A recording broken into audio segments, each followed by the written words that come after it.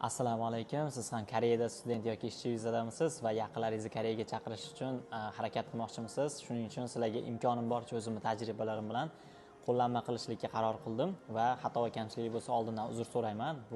Faqat bu meni fikrim va meni shaxsiy tajribamni aytaman. Kimdadir boshqacha bo'lishi mumkin. Ko'pchilikdan savol kelgani uchun, ya'ni qancha xarajat ketadi va nima hujjatlar ketadi, qanday qilish kerak, viza chiqish ehtimoli qanday, shunaqangi deb savollar ko'p kelgan. Vaqtida bu narsani chiqara olmadim. Sababi men boshqa bir yaqinlarimga o'rgatdim.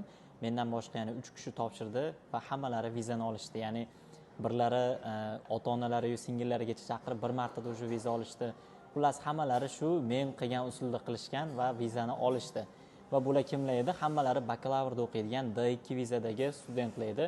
Ishchi vizalardagilar bo'ladimi yo'qmi? Bu narsani ham hozir video davomida aytishga harakat qilaman. Birinchi bo'lib hujjatda nima qilinishi kerak deydiganlarga o'zimni tajribamdan keladigan bo'lsak, universitetdan nima hujjat kerak? Baholaringiz va o'qish haqida chexak chiqmasa va baholaringiz asosiysi. Va bundan boshqa hujjatlarga kelsak, ikkita fayl bor. Buni O'zbekistondagi elchixonaga hujjat topshirib beradigan agentstvadan olganman. Bu narsani Telegram fayliga ham tashlab qo'yaman. Bu narsa sizlarga ham tashlab beraman. Bu videoni olganda birgalikda olsanglar bo'ladi. Shu yonma-yon qilib tashlab qo'yaman kanalga. Ushbu hujjat biri kafolat xati, garantlik, biri esa taklifnoma, ya'ni ikkalasi ham elchixonaga siz tomoningizdan to'ldirilishi kerak. Qanday to'ldirishga keladigan bo'lsak, biri misol qilib ham keltirib qo'yilgan taklifnoma. Buni umuman o'zingiz o'zgartirishingiz kerak.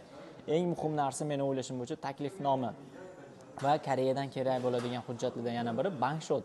Bankshot bu bir kunlik, istagan bankingizda, shu bilasizlar, Koreyada kechqurun qo'yib ertalab 12 ga o'tgandan keyin olsanglar ham bo'ladi va o'sha hujjatni koreyskiy formasidagini olib elchixonaga topshirish uchun originalini jo'natishingiz kerak. Faqat Koreyadan kerak bo'ladigan hujjatlarning ichida eng faqat kerak bo'ladigan asl nusxasi bankshot bo'ladi. Qolgan hujjatlarni onlayn topshirsanglar, onlayn jo'natib O'zbekistonga, u yoqda printerda chiqarib topshirishsa ham bo'ladi. Ya'ni o'zim shunday qilganman.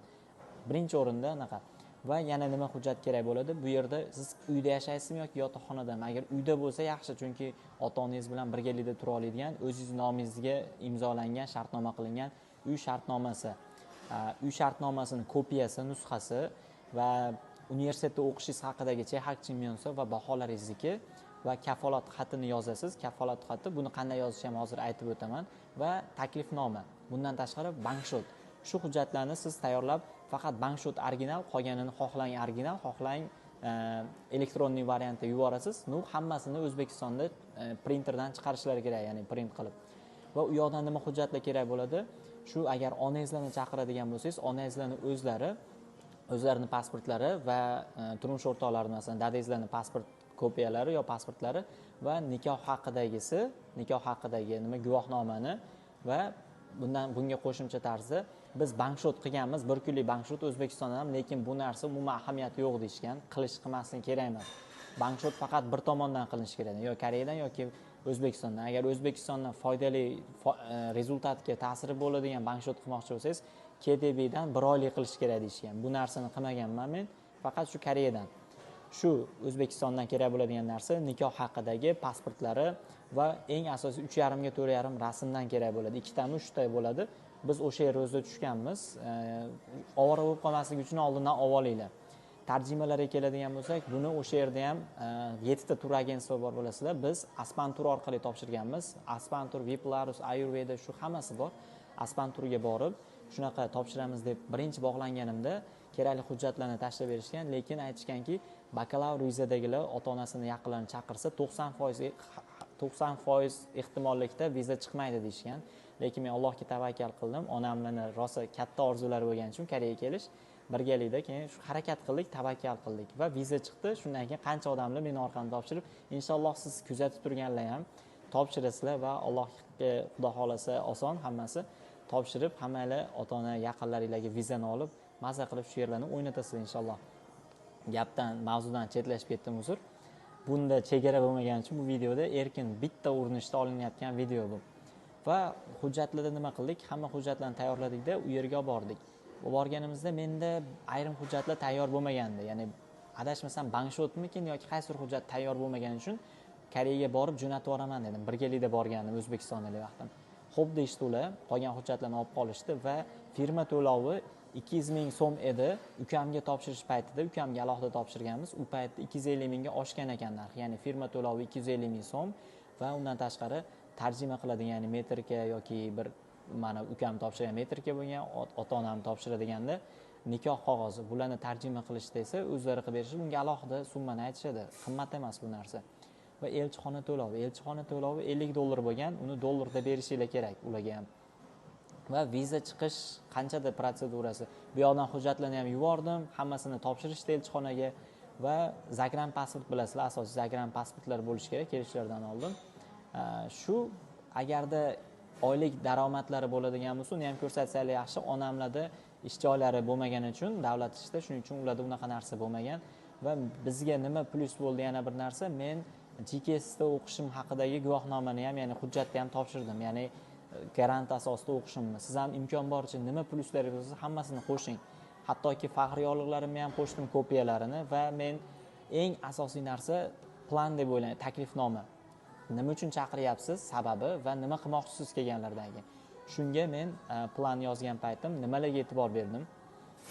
Eng asosiysi, ko'pchilikdan ham eshitganman va o'zimdagi narsa, sayohat qilish uchun berilyapti bu viza. Shuning uchun sayohat bo'lishi kerak dedimda, Tegudagi vaqtlar uyda turamiz, boshqa shaharga borganda esa mehmonxonada turamiz deb mehmonxonalarni ham hattoki oldindan bron qildim.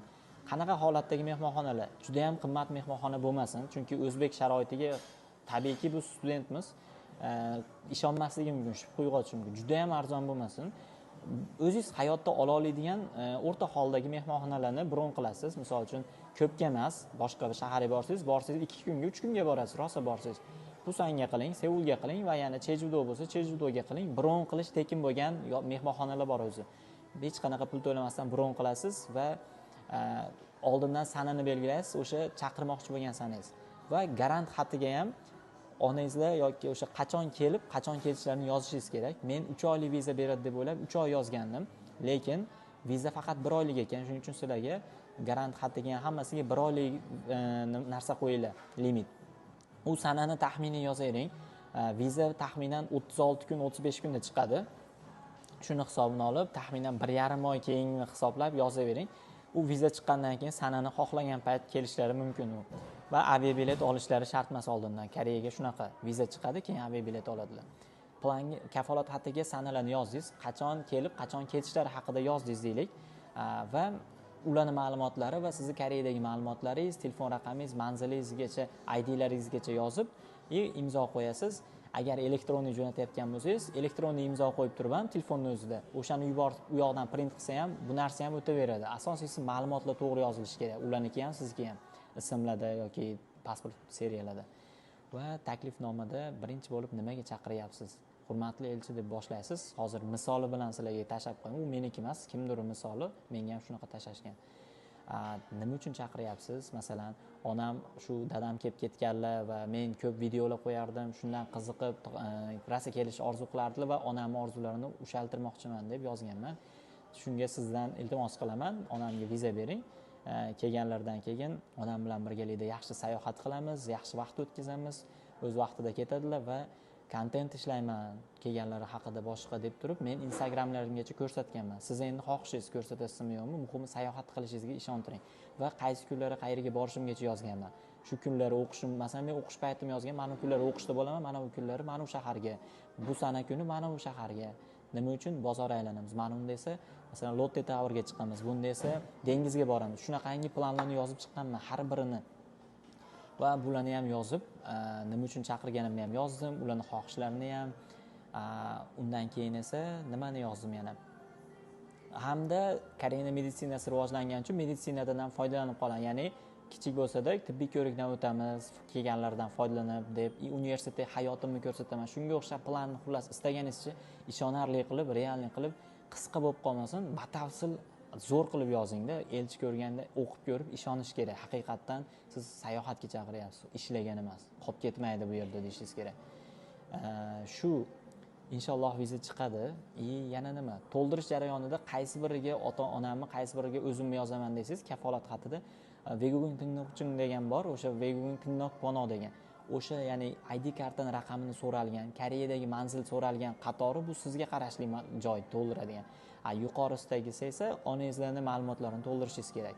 Shu taklifnomani yozasiz, kafolat xatini yozasiz, eng asosiylari yozganingizdan keyin cho'tka qilib mehmonxonalarni agar bron qilsangiz qilib, xohishingiz bu narsa qilingan sanalarni ham o'shanga moslab plan yozing. Ya'ni mehmonxona bronni pusanga qilib qo'yib, u sanada Seulga boraman deb plan yozsangiz, bu narsa umuman to'g'ri kelmaydi. Ertaga siz va bizga o'xshab yana chaqiradiganlarni oyog'iga bol turib qo'yasizlar, soxta nimadir qilaman deb anaqa qilmanglar.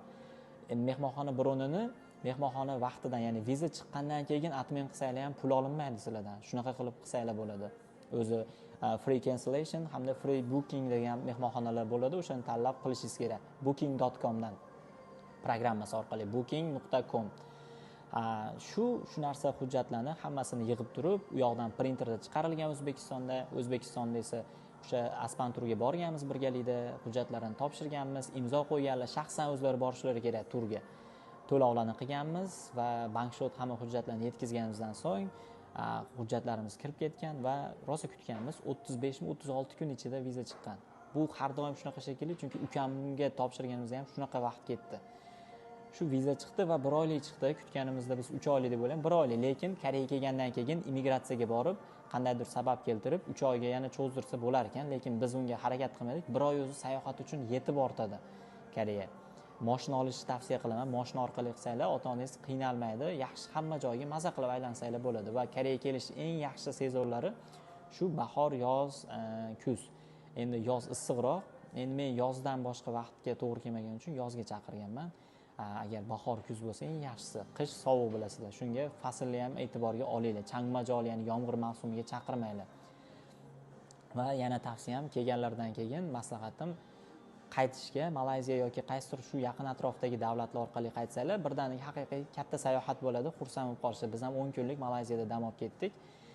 Bu narsa bilet qanchaga tushadi desanglar, tekshirib ko'rsanglar, har xil programmalar, aviasales yoki trip.com lardan shunda chiqadiki, Koreyadan O'zbekistonga uchadigan Uzay Airways biletining narxiga Malayziya orqali uchsanglar ham xuddi o'sha pul ketadi, faqat Malayziyada to'xtab dam olib ketsanglar bo'ladi. Alohida bilet olasizlar, bez viza. Maza qilib aylanib u yoqda ham dam olib ketsanglar, ancha xursand bo'lishadi va duolarini olasizlar inshaalloh. Shunaqa xullas, hozir qanchalik to'g'ri aytgan boshqa, o'zim men eslaganimcha, bilganlarimni aytganman. Topshirsanglar, Allohga oson, hammaga beradi inshaalloh. Va kimlarga berilmaydi deganda, til kursidagilarga berilmaydi, chunki til kursidagilar o'zlariga vaqtinchalikdaqa viza va D1 vizadagilar, ish qidirish vizadagi D1dagilar ham chaqirsa bo'lar ekan, lekin menimcha viza chiqish ehtimoli juda ham past bo'ladi. Qachonki siz D2 da bo'lishingiz kerak deb o'ylayman. Va ishchi vizadagilar 7-9 ni surishtirsam, 7-9dagilar imkonsizroq deb eshitdim. Vallohu alam, men aniq bilmadim, lekin Y7dagilar va boshqa vizadagilar bemalol chaqira oladi. Agar siz magistraturada o'qiyotgan bo'lsangiz, meni yaqinlarim immigratsiya orqali ham chaqirishadi. Elchixona emas, Koreyadagi immigratsiya orqali. Bunda elektronlik viza olishadi va bu 3 oylik viza beriladi. Kelganlardan keyin hattoki ID karta ham olib bersangiz bo'ladi. Cheksiz, siz vizangiz qachongacha bo'lsa, o'shangacha qolishlari ham mumkin Koreyada. Shunaqa gaplar, shuning uchun nima deydi, harakat qilinglar va ishlash uchun kelishmasin, qiyinchilik aytinglar ularga ham. Xarajatiga keladigan bo'lsak, viza olish xarajatlari 1 million so'm atrofiga to'g'ri keladi. $50, 200 ming so'm, 250 bo'ldi, hozir 250 ming so'm elchixonaga topshirib beradigan firmalarning to'lovi va ayrim tarjima hujjatlari. Va bu yoqda bankshot qilsangiz Koreyada, uni endi do'stlaringizdan pul olib qilsangiz ham bo'ladi yoki pulga qilsangiz ham bo'ladi. Shunaqa 1 million so'm atrofida xarajat ketadi. Bilet olasiz, biletga ketadi va bu yerdagi xarajatlar qanchalik ko'p aylanishingizga, qayerlarga borishingizga, qayerlarga kirishingizga qarab ketaveradi. To'g'risi bilmayman qancha ketadi aniq. $5000 ham ketib qoladi xullas. Ishlatsangiz, imkoningiz bo'lganicha ishlating. To'g'risi qancha xursand qilsangiz, shuncha nima deydi, o'zingiz ham xursand bo'lasiz, ularni xursand bo'layotganini ko'rib. Inshaalloh hammamizga nasib qilsin. O'zim ham yana bir yaqinlarimni chaqirishlik nasib qilsin, Xudo xolasa. Shu ukamni ham chaqirdim alohida viza qilib, o'zim olib keldim buni. Sababini muhimi to'g'ri yozinglar, hujjatlarni chiroyli qilinglar, soxta qilmanglar va universitetda baholaringlar past bo'lmasin, maslahatim. Shunaqa qilib topshirsanglar, inshaalloh albatta chiqadi hammanglarga. Harakat qilib ko'ringlar.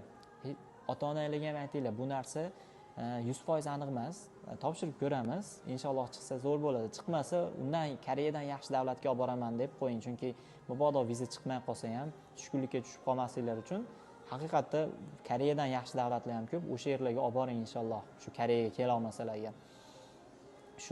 Shunaqa qilib, maza qilib bu yerga kelgandan keyin ham sayohat joylarini meni profilimda ham ko'rishingiz mumkin. Onamlarni qayerga olib borganim, ukamni qayerga olib borganlarim lokatsiyalari turibdi videolarda, o'tib ko'rsanglar ham bo'ladi profilda. Va shunaqa qilib nima deydi, maza qilib esda qolarli xotira qilsanglar bo'ladi. O'z vaqtida ketsinlar, eng muhim. 1 oyga viza berildimi, 1 oyga qolib ketmasdan 1-2 kun avval ketsinlar. Erta ketsalar zarari yo'q, lekin kech qolsalar keyingi safar kelishlarda yoki boshqa odam chaqirishingizda minus bo'lib qolishi mumkin. Shuning uchun ertaroq ketsinlar. Va yana bitta tavsiyam, viza olganlardan keyin ham bilet oldilarmi, kelishlarda iloji bo'lsa aeroportdan bironta oldin kelib ketgan yoki yoshroq odamdan sherik qilib bering. Ayol kishi bo'lsa ayol kishi qilib yaxshi bo'ladi, chunki birinchi marta samolyotga chiqib yoki chet elga chiqayotgan bo'lsalar qiyinchilik bo'lmasligi kerak onalarimizga. Birgalikda kelishsin. Samolyotga kelsak, Uzayirways tavsiya qilaman. Qanot sharq ham yomon emas, lekin ekrani yo'q ekan. Birinchi kelishlarda zerikib qolishlari mumkin. Shunga Uzayirwaysda ekranlari bor. Monitorda nimadir ko'rib zerikmay kelishlari mumkin, uxlamasliklari mumkin. Va kelganlarida kelishlardan oldin shunaqa qilib berganmanki, bejik ism, familiyam va telefon raqamim va manzilimni yozilgan bejikcha qilib berganman onamlarga. Va shuni doim bo'yningizga osib oling deganman. Rostdan aytganimni qildilar. Nimagaki Koreyaga kirishda immigratsiyada yoki qayerdadir nimadir muammo bo'lib qolishi mumkin yoki sumkalarida muammo bo'lib, chiqishlarida muammo bo'lishi mumkin. Shu holatda sizga bog'lanishlari kerak. Mabodo Wi-Fi bor ulansalar bo'ladi, mabodo ulana olmay qolsalar, boshqa bo'lmay qolsa, o'sha nomerni shuni xodimga ko'rsatsa, xodim o'zi sizga telefon qiladi, koreyschada chiroyli qilib o'zingiz gaplashib, oson tushuntirib olasiz. Bizda unaqa muammo bo'lmadi. Chiqishlarda faqat sumka topishda ozgina qiynalibdilar. Menga telefon qilish xayollariga kelmabdi. Shuning uchun Wi-Fi bor, keldilarmi bog'lanishlari kerak, tushuntiring. Hamma narsani o'rgatib turinglar, video vizitda qiynalmasliklar uchun va kutib oling. Birgalikda keyin maza qilib aylaninglar va shuni bilinglarki, sayohatni ketma-ket qilmanglar, charchab qolishlari mumkin. Shuning uchun orada dam olishlarni ham hisobini olinglar. Biz o'ynab yuraveramiz, ularga ozgina charchoqli bo'lishi mumkin. Shunaqa gaplar. Hammaga omad, inshaalloh yaxshi niyat qilgan hammaga nasib qilsin, o'zimizga ham yana qayta nasib qilsin. Hajlarga olib boraylik birinchi o'rinda inshaalloh. Shu videoni oxirigacha ko'rdinglar, o'tgan vaqtingizga rozi bo'linglar. Sizlarga foydali bo'ldi deb umid qilaman. Qo'limdan kelgancha tajribamni aytdim. Yana qandaydir savol bo'lsa, bemalol o'zimga bog'lansanglar bo'ladi. Direktimga javob vaqtida bera olmasam mumkin. Oxirgi qo'ygan video yoki postimni kommentariyasiga yozing. Inshaalloh albatta javob berishga harakat qilaman. Hammaga omad, ota-onalarimizni rozi qilishlik hammamizga nasib qilsin. Xususan menga ham. Rahmat hammaga, charchamanglar.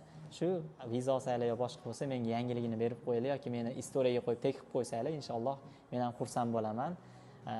Va shu duoda eslab qo'ysanglar bo'ldi. Charchamanglar, omadinglar bersin.